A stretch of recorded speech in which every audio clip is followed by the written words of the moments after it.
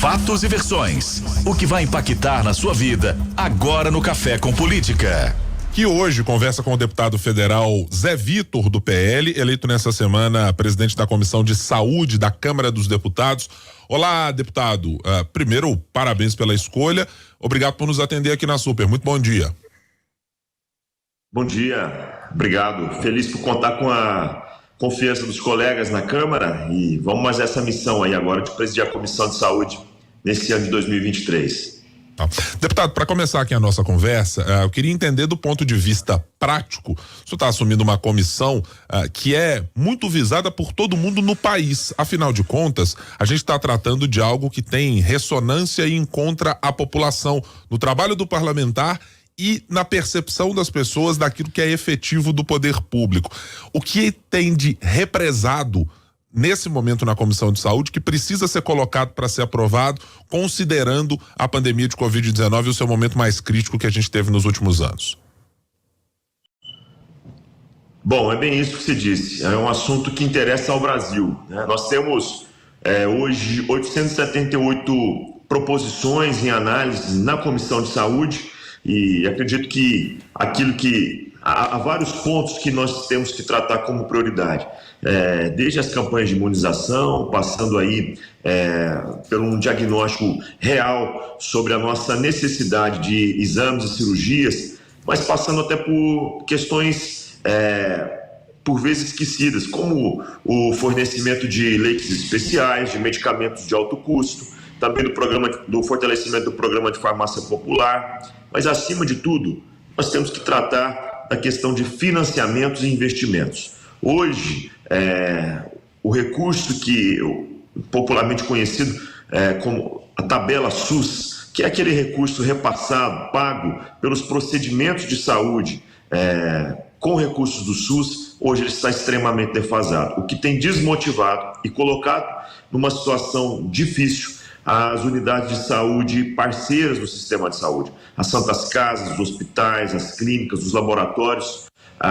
Nós temos casos reais aí de cirurgias que com todo o custo, o SUS paga 300, 400 reais por uma cirurgia, por estrutura hospitalar, por exemplo, para fazer uma cirurgia de apendicite, né? Nós temos casos, alguns centavos sendo pagos por determinados exames de sangue. Tudo isso tem que ser revisto, atualizado, para garantir que haja sustentabilidade desses negócios e que o sistema de saúde possa ter uma boa rede de prestação de serviços digna a cada brasileiro.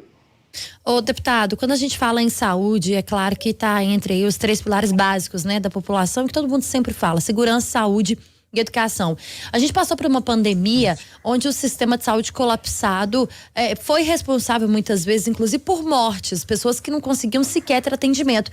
Mas isso não é incomum, né? Mesmo fora de pandemia, vira e mexe, a gente vê casos de pessoas que sequer conseguiram atendimento na rede pública de saúde para atendimentos básicos, pessoas com sintomas básicos muitas vezes. Qual que é a prioridade hoje, você como deputado e hoje presidindo uma comissão tão importante, qual é a prioridade hoje que a gente tem no sistema de saúde no país?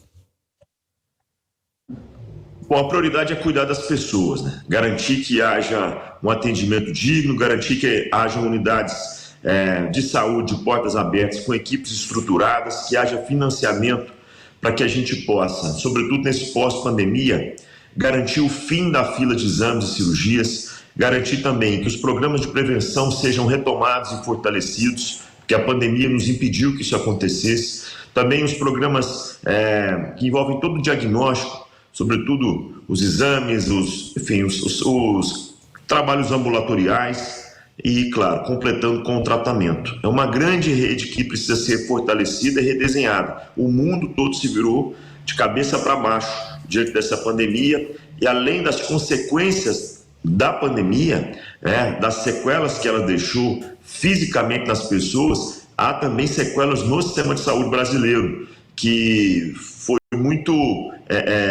foi impedido de atender pessoas nesse período.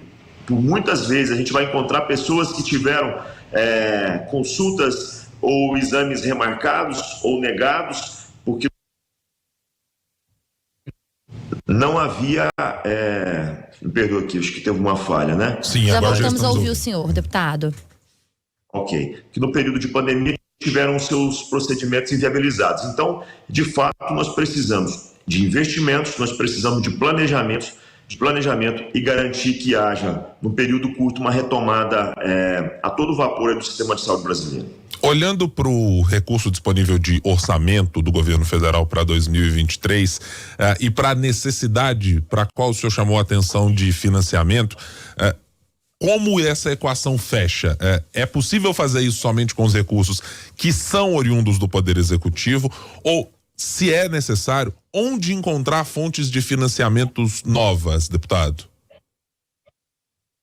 Eu acredito que sim. Nós temos a falta de recursos, talvez não seja o principal problema, mas uma questão de tratar com prioridade e sem nenhuma demagogia, sem ser aqui utilizar de nenhum clichê, de fato há uma má aplicação dos recursos públicos. Mas agora nós sabemos que com esse novo arcabouço fiscal que vai ser votado, qual nós temos esperança de que de fato seja uma medida positiva, eu enxergo que haverá espaço no orçamento sim para tratar a saúde com prioridade. Não que não tivesse sido feito no passado, mas o teto de gastos é sim um impeditivo. E o Brasil lá atrás, em 2017, tomou uma decisão de ter um teto de gastos que impedia os investimentos e a aplicação de recursos financeiros em vários setores, não só na saúde. Agora, com a revisão do teto, nós queremos garantir que haja prioridade para a saúde, é claro, infraestrutura, rodovia, os investimentos em educação, sobretudo educação básica, tudo isso é prioridade.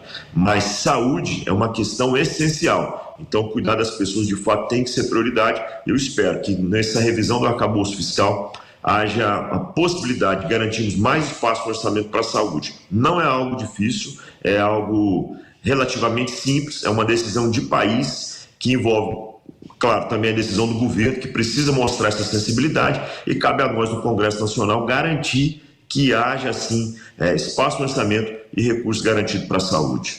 Deputado, ainda nessa questão da saúde, algumas cidades e alguns estados estão reclamando da questão do repasse ainda em relação às vacinas para ou contra a Covid-19. Algumas cidades mineiras, né, vamos trazer aqui para o nosso terreiro, algumas cidades mineiras dizem que aquilo recebido não é o suficiente para imunizar o público-alvo naquele momento. E a gente segue num momento onde a gente sabe que a vacina vai continuar sendo fundamental. Temos uma vacina nova disponível que é a bivalente, mas muitas cidades sequer conseguiram abrir aí para a segunda etapa dessa vacinação, para o segundo público-alvo. Como que a comissão também vai atuar nessa fiscalização, sabendo, né, que o senhor vem de um partido do ex-presidente, um partido que cobrou tanto a questão da vacina, e um ex-governo que foi muito cobrado, inclusive pelos repasses, num segundo momento. Como que o atual governo tem feito essa divisão aí, e o que o senhor vê de avanço ou de atraso no governo que criticou tanto a forma de combate à pandemia do governo Bolsonaro? Bom, nós temos que lembrar que praticamente 399 milhões de doses de vacinas foram aplicadas, não apenas distribuídas. Nós tivemos agora informações de que algumas vacinas tiveram o prazo de validade vencido, mas isso tudo precisa ser analisado a fundo para entender em que ponto o planejamento ou a logística falhou. E respondendo o que você disse, como é que pode ainda existir municípios aguardando vacinas, sendo que havia disponibilidade de vacinas? Então, a partir desse ponto que você levantou, eu acredito que é um ponto a ser, de fato, avaliado.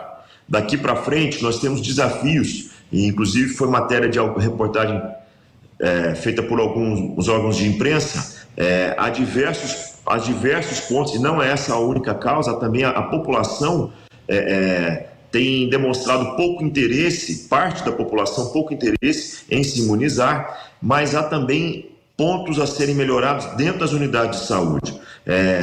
Aí, falando nos populares postinhos de saúde, horários limitados para vacinação, por vezes, por decisão do próprio paciente ou por vezes do profissional de saúde, não há a aplicação de mais de uma vacina no mesmo dia, espera-se um intervalo que acaba dificultando a vida do trabalhador quando pensa em levar os seus filhos para serem vacinados. Então nós temos que estruturar bem esse sistema de saúde, o governo está iniciando agora e ele precisa nos apresentar qual é esse cronograma, qual é esse planejamento e de que modo que nós vamos garantir que haja, primeiro, o interesse da população, mas que também haja, acima de tudo, estrutura, logística e profissionais a tempo e a hora para atender a comunidade. É uma grande discussão, mas que certamente nós trataremos ela logo no início dos trabalhos da Comissão de Saúde. Deixa eu trazer também, deputado, apesar de, claro, o senhor vai passar boa parte do tempo em Brasília, mas as discussões sobre saúde em Minas Gerais também certamente afetam a sua base, inclusive, na região onde o senhor é votado aqui em Minas Gerais. Qual é a necessidade, qual é o tamanho da perspectiva que se tem mais do que isso, para que os hospitais regionais aqui em Minas Gerais, foram uma crítica feita ao governador Romeu Zema durante a época de campanha eleitoral, sejam concluídos? Por vezes a gente vê que há muitas emendas parlamentares, ao apoio de um parlamentar aqui ou acolá na região, contribuindo para que o governo faça isso, mas o senhor acredita que é necessário ter um programa nacional ou algum tipo de outra fonte de financiamento ou condições mais facilitadas de empréstimo, por exemplo, para que esses hospitais sejam concluídos nessa gestão Zema parte 2? Bom, acho que hospitais filantrópicos e santas casas precisam de um apoio especial. Esse caso especial do hospital regional era pura e simplesmente fruto da má gestão mesmo do governo Pimentel, que levantou a possibilidade, criou-se esperança, mas que tira nota 0 na gestão. Agora o governo Zema retomou as obras desses hospitais e eu não tenho dúvida que com recursos do próprio Estado será possível concluir essas obras, muitas delas já retomadas, né? A gente ficou orgulhoso, inclusive visitei algumas delas e pude constatar que de fato as coisas estão acontecendo. Então, nós temos o discurso de prioridade e fazer saúde se tornar prioridade na prática. Eu vejo sim que com o governo Zema, embora com muitas dificuldades, diante da herança que recebeu, enfim, e dos desafios que tem, eu vejo que ele, com a sua capacidade de gestão, terá condições, com recursos próprios, de concluir esses hospitais regionais. O seu funcionamento depois passa sim, a ser um desafio. A manutenção, o custeio das atividades, aí eu acredito que nós teremos sim que ter um grande acordo nacional para garantir o bom funcionamento. Nós estamos conversando com o deputado Zé Vitor. No Café com Política, hora do bate-pronto. O senhor já participou aqui conosco em outras oportunidades, deputado, do nosso bate-pronto. Aquela pergunta rápida com a resposta na mesma proporção. Para começar aqui nosso hall de perguntas, o espaço ocupado pelo PL na Câmara, nas comissões, ficou da maneira esperada? Ficou. Era o planejado e nós tivemos o espaço justo e merecido. Aumento da saúde pública pelo SUS ou expansão da oferta privada? É um misto dos dois. Não dá para fazer saúde só com o SUS sem uma rede privada e nem só a rede privada é capaz de atender as demandas da comunidade. De onde encontrar recursos para aumentar o financiamento à saúde? Acho que nessa revisão do arcabouço fiscal nós teremos espaço no orçamento para garantir recursos para a saúde. A atuação da ministra Nízia Trindade, ministra da Saúde, até agora. Ainda não dá para avaliar. Muito precoce para dizer se positivamente. Me preocupa as falas em relação às práticas de aborto e, enfim, em defesa da vida. Nós conversamos com o deputado federal Zé Vitor do PL, ele que foi eleito presidente da Comissão de Saúde da Câmara Federal. Obrigada, viu, deputado? Ótimo trabalho para o senhor em Brasília e conte sempre com a gente aqui, espaço aberto para você e para os seus colegas também. Gente, muito obrigado, viu? Estou sempre à disposição lá e vamos juntos por nossa Minas Gerais. Um grande abraço.